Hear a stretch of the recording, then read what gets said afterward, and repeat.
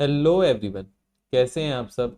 अब मैं ये एक्सपेक्ट कर रहा हूँ स्टूडेंट ने रिवीजन करना स्टार्ट कर दिया होगा, क्योंकि सिर्फ एग्जाम में अब 25 डेज बचे हुए हैं। और उस रिवीजन के लिए, उस रिवीजन में इफिशिएंसी बनाने के लिए, इफेक्टिवनेस लेके आने के लिए मैं आपके लिए बेसिकली एबीसी एनालिसिस लेकर आया हूँ। क्या लेकर आया हूँ? ABC analysis. इससे आप स्मार्टली रिवाइज कर सकते हैं ईच एंड एवरी सब्जेक्ट, और ये सिर्फ सीएस प्रोफेशनल स्टूडेंट्स के लिए मैं लेके आया हूँ। अच्छा, कौन कौन से सब्जेक्ट्स का लेके आए हैं सर? 5 सब्जेक्ट्स का लेके आया हूँ। ओपन बुक का मैं नहीं लेके आया। ओपन बुक का क्यों नहीं लेके आया? ओपन बुक का मैं एबीसी एनालिसिस इसलिए नहीं लेके आया हूँ क्योंकि ओपन बुक में तो आपको, आपके सामने बुक है, सब कुछ पढ़ के जाना है आपको, ठीक है। सारे कॉन्सेप्ट्स की अंडरस्टैंडिंग होनी चाहिए, प्रैक्टिकल एप्लीकेशन आपको आना चाहिए। ओपन बुक इसलिए ही तो बनाया हुआ है कि आपको प्रैक्टिकल एप्लीकेशन समझ आए और आप बुक में से टॉपिक ढूंढें और फिर उसको क्वेश्चन को अटेम्प्ट करें। तो पढ़ के उसमें सब कुछ ही जाना है, पढ़ कुछ छोड़ के नहीं जाना। ओपन बुक में तो वहां पे कुछ एबीसी एनालिसिस नहीं हो सकता, ठीक है। पढ़ के सब जाना है, बुक आपके सामने है। आपको प्रैक्टिकल अंडरस्टैंडिंग आनी चाहिए, याद नहीं करना है सिर्फ आपको, ठीक है। तो इसलिए मैं एबीसी एनालिसिस 5 सब्जेक्ट्स का लेके आया हूँ। ईएसजी का, ठीक है, सीएमए डीडी का, ड्राफ्टिंग का, ठीक है, और सीआरबीआई का, और एसएमसीएफ का। जो ये 5 आपके मेन सब्जेक्ट है, इनका मैं एबीसी एनालिसिस लेकर आया। सर आपने इसका नाम ब्रह्मास्त्र क्यों रखा है? ब्रह्मास्त्र कब चलाते हैं? एंड में तो चलाते हैं, अब वो एंड आ चुका है। अब सिर्फ 25 डेज बचे हुए हैं। तो अब ब्रह्मास्त्र नहीं चलाओगे तो कब चलाओगे? तो अब वो चलाने का टाइम आ गया है। तो इस एबीसी एनालिसिस में हमने कैटेगरी ए बी सी रखे हुए हैं। कैटेगरी ए जो है वो सुपर इंपॉर्टेंट है, 60 to 70 मार्क्स की वेटेज रखता है। कैटेगरी बी जो है वो 30 मार्क्स की वेटेज रखता है। कैटेगरी सी जो है वो 10 मार्क्स की वेटेज रखता है। अच्छा, एबीसी कैटेगरी तो मैं लेकर ही आया हूँ, उसके साथ मैं कुछ मस्ट सी टॉपिक्स भी लेकर आया हूँ आपके लिए। मस्ट सी टॉपिक्स हैं, हाँ जी, ये इंपॉर्टेंट टॉपिक्स हैं, इनको मैं मस्ट सी टॉपिक्स का नाम दे रहा हूँ। अब सर क्या ये वाले टॉपिक्स करके चले जाएं, एग्जाम हो जाएगा आपका? नहीं। आप जो जैसे स्टूडेंट रिवाइज कर रहे थे 100% वही करना है। बस ये वाले टॉपिक्स आपको छोड़कर नहीं जाने, ये सिर्फ देख के जरूर जाने, ठीक है। क्योंकि स्टूडेंट्स पता है क्या बोलते हैं, जिनकी ट्रेनिंग, सब बेसिकली ट्रेनिंग से छुट्टी पे आए होंगे, अब वो सर अब रिवाइज करना है, कैसे करें सर? क्या सिर्फ ये देख के चले जाएं? मैं बोल रहा हूँ इससे आपको हेल्प मिलेगी रिवाइज करने में, पर आप यही सिर्फ करके जाओगे तो वो पर्पस हमारा डिफीट हो जाएगा, ठीक है।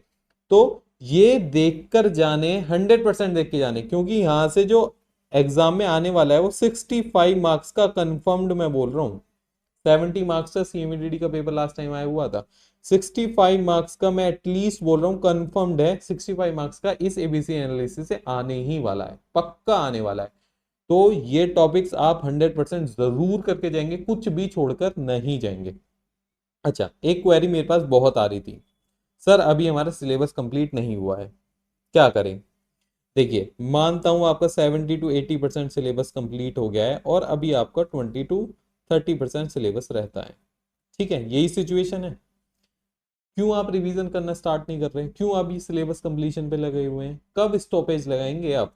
एक बात देखिए, सीएस एग्जाम में रिवीजन की इंपॉर्टेंस आप सबको पता होगी, कितना इंपॉर्टेंट है रिवीजन करना।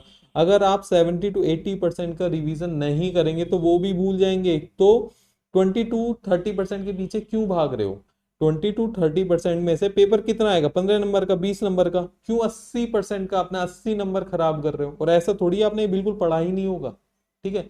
क्यों पीछे भाग रहे हो आप? क्यों पीछे भाग रहे हो? उसके 70 to 8% जो आपने कर रखा है उसी पे ही एफर्ट डालो, रिवीजन पे शिफ्ट कर जाओ। अभी एबीसी एनालिसिस का यूज करो, मस्सी टॉपिक्स करके जाओ, ठीक है।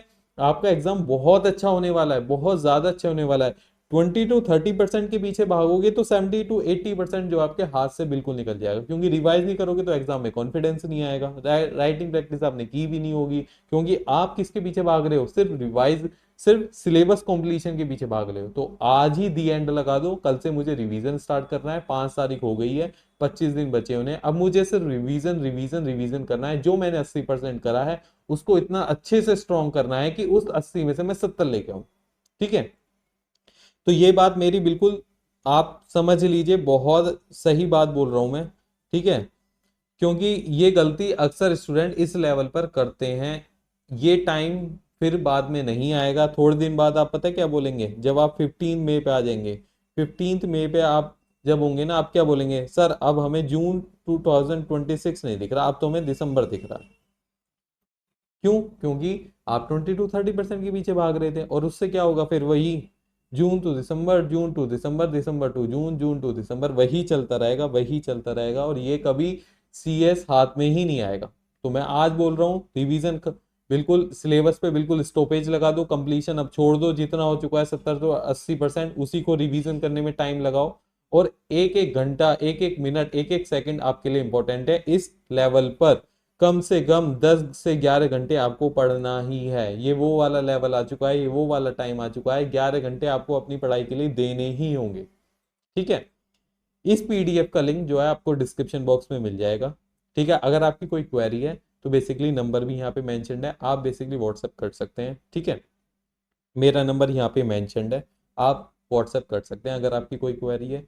Hope you have like this video, please share and subscribe our YouTube channel law connect CS. Thank you so much.